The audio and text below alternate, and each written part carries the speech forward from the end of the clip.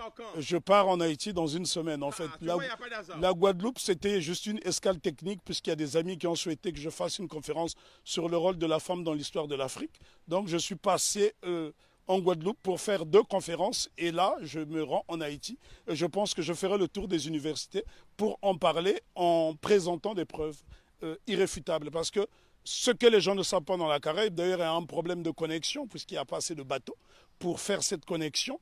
Et si je pense qu'il y avait cette possibilité de se rendre dans différentes îles, le mépris des Haïtiens serait tombé à l'eau.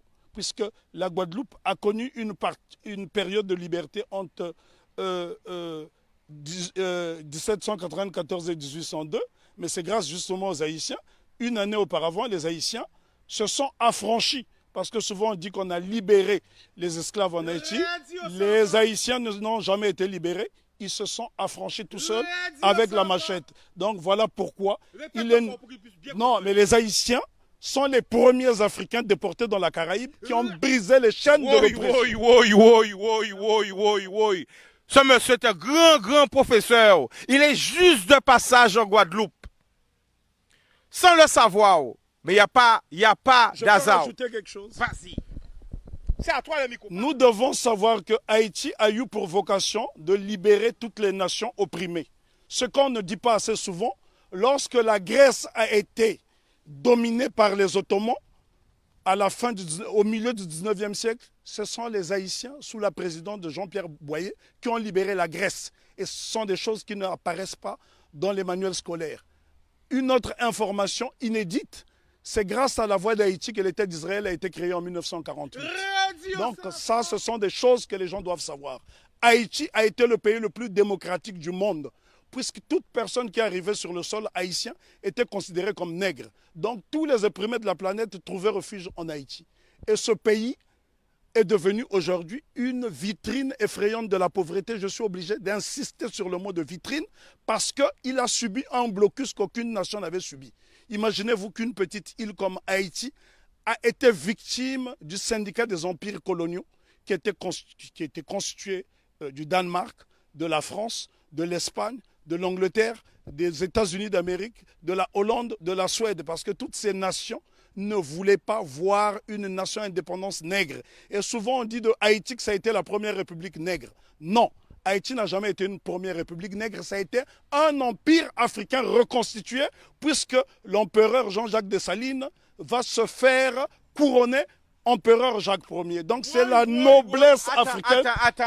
Attends, parce que là, je pense qu'ils ont trop d'informations. Je vais finir par me mettre en transe. Non, mais c'est important parce que nous avons une méconnaissance de notre histoire. Et c'est pour ça que je suis venu jusqu'à Bastère. Bon, les gens de Bastère n'aiment pas ça. Mais pourquoi je dis Bastère, c'est loin? Bastère, c'est pas loin. Mais on a du mal des fois, nous, en grande terre, à la Bastère. Et comme j'ai su que tu étais là, j'ai dit non, faut que je me dépasse en personne pour que tu puisses parler. Parce que mon combat, justement, c'est ça. Mon combat à moi, c'est faire un pont entre toute la Caraïbe et Mama Africa. Ben, en tout cas, il y a beaucoup de choses à dire sur Haïti. Haïti est un modèle de fierté et de dignité. Ce sont les Haïtiens qui ont montré à la race noire tout entière ce que c'est que la dignité. Pour la bonne et simple raison, c'est en 93 ans après la révolution de Saint-Domingue, celle-ci va inspirer les Éthiopiens qui vont être conseillés par un digne fils d'Haïti du nom de Benito Sylvain, qui sera élevé au titre de jazz match par l'empereur Ménélique II. Lorsqu'on parle de la bataille d'Adoua, ce qu'on oublie de mentionner, c'est que l'empereur Ménélique II, qui a mis fin à l'impérialisme sur le continent africain, en tout cas c'est lui qui a signé l'acte de décès de l'impérialisme sur le continent africain le 1er mars 1896, 93 ans après la révolution de Saint-Domingue, c'est un Haïtien du nom de Benito Sylvain qui le conseille. Donc ce sont des choses à savoir et à intégrer. Je souffre de voir que les Haïtiens sont la risée du monde dans la Caraïbe, alors qu'ils sont ceux qui nous ont montré la voie de la rédemption. Donc respect, big respect à Haïti. En tout cas, je me sens haïtien. Moi aussi. Alors attention parce que l'émission a tellement lourd. C'est ça, parce que l'émission a tellement lourd qu'elle est obligée de faire pression qui dit comme ça, tellement vérité. Oui, à mon avis, c'est vérité dérangée. Il y a des mauvais esprits qui sont en train de pénétrer la Caraïbe. T'inquiète pas, on va arranger tout ça. Ok, on va arranger tout ça. Salut à Haïti, hein, je suis en Guadeloupe, j'arrive. Voilà, tu vois, je ne sais même pas que tu allais. Voilà, on va arranger tout ça avec la grâce. Ok, eh bien, tout marche bien. Alors, vas-y. Alors, pourquoi justement nous avons, nous, tout près comme ça d'Haïti, on a cette méconnaissance de l'histoire? C'est tout simplement parce qu'on a isolé la Guadeloupe et la Martinique pour ne pas que l'exemple d'Haïti fasse tache d'huile dans la Caraïbe. Voilà la crainte. Parce que Haïti a été une nation prospère. Il faut visiter Haïti pour se rendre compte. Lorsque vous voyez Haïti, Haïti est avant tout le symbole du panafricanisme, puisque le second chef d'État d'Haïti, c'est l'empereur, plutôt le roi Henri Christophe, qui était originaire de Grenade. Donc Haïti a eu pour chef d'État un homme de la Grenade et qui a été l'un des principaux bâtisseurs, qui a créé le Palais de la Monnaie, qui a bâti 15 châteaux, qui a bâti 4 forteresses, notamment la citadelle Henri, qui est le plus grand fort des Amériques. Et ce bâtiment est tellement beau qu'il faut le voir depuis le ciel pour en apprécier, pour apprécier l'ouvrage d'art que c'est. Parce que n'oubliez pas que deux édifices essentiellement ont défié le temps.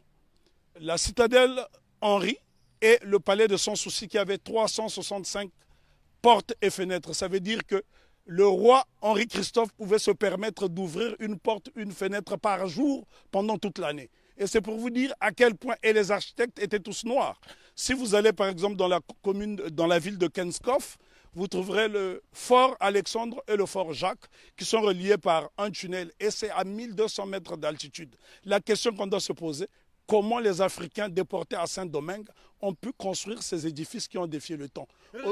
Aujourd'hui, lorsque vous voyez un cyclone dans la Caraïbe, il suffit d'un petit cyclone pour que les maisons s'envolent, alors que les Africains ont fait exploser leur génie pendant la période de captivité. Bien que les Haïtiens se sont affranchis dès 1793, parce qu'il ne faut pas croire à ce que les historiens disent en faisant croire que les Haïtiens ont été libérés. Non.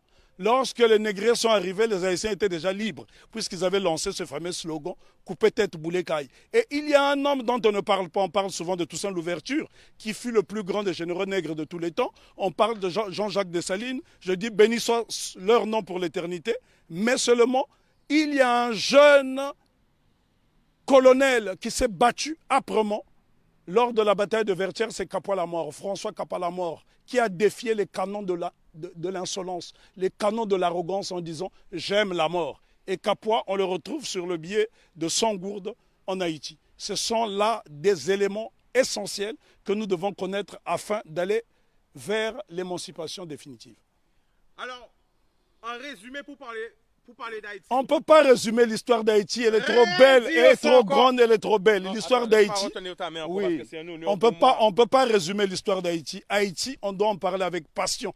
Moi, je suis né sur le continent africain, mais je suis né au Congo, mais ce sont les Haïtiens qui m'ont montré le chemin de la liberté, parce que lorsque le Congo, aujourd'hui dit démocratique, accède à l'indépendance le 30 juin 1960, la Belgique tente de saboter l'indépendance de cette jeune nation. Et ce sont les Haïtiens qui vont venir par souci de panafricanisme aider le Premier ministre Patrice Lumumba, qui malheureusement sera assassiné 6 mois plus tard. Ce sont les Haïtiens qui ont brisé le blocus de la France en Guinée. Ce sont les Haïtiens qui ont bloqué le blocus de la Belgique en République démocratique du Congo. Donc nous sommes redevables tous en Haïti. Alors la famille, attention, je vais te stopper parce que tout ce que tu dis là, moi personnellement, je n'étais pas au courant et je pense qu'il y a beaucoup de personnes qui ne sont pas au courant. Mais le problème, ce n'est pas seulement de le dire, il faut le prouver parce que j'ai une base de données assez solide et j'ai assez d'éléments pour le montrer.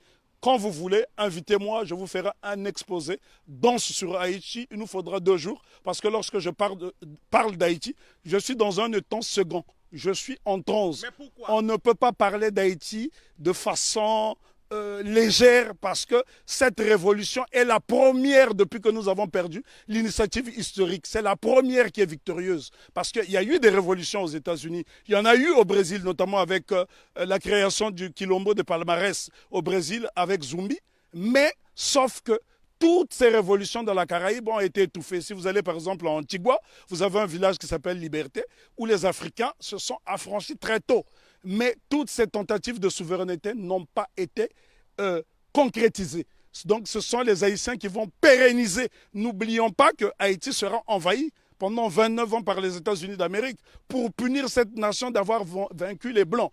C'est Haïti qui a libéré l'Amérique latine avec Simon Bolivar. Et encore, lorsqu'on dit que c'est Haïti qui a libéré, ce n'est qu'une partie d'Haïti, puisqu'à cette époque, Haïti était divisé en deux. Il y avait Haïti du Nord, qui était un royaume dirigé par le roi Henri-Christophe, et il y avait le Sud, la République du Sud d'Haïti, qui était dirigée par Alexandre Pétion. Et ce bout de terre d'Haïti du Sud va donc donner des soldats, de l'argent à Simon Bolivar pour aller libérer une bonne partie de l'Amérique latine. Si vous observez les drapeaux de l'Équateur, du Venezuela, de la Colombie, vous trouverez des armoiries similaires, même les couleurs, à celles du drapeau d'Haïti. Donc c'est très important pour nous d'étudier Haïti parce que Haïti, c'est le symbole de notre fierté.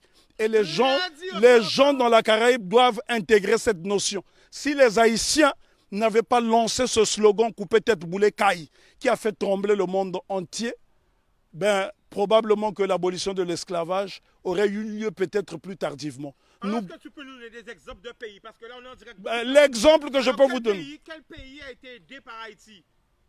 Ben, le Congo, pays dont je suis originaire, la République démocratique du Congo a été aidée par Haïti parce qu'en 80 ans de colonisation belge, les Belges n'ont même pas été fichus de former une dactylographe. Et la première dactylographe qui va dactylographier le discours de Lumumba, c'est Suzanne Peck, qui est la mère de Raoul Peck. Donc Haïti est au cœur de notre émancipation.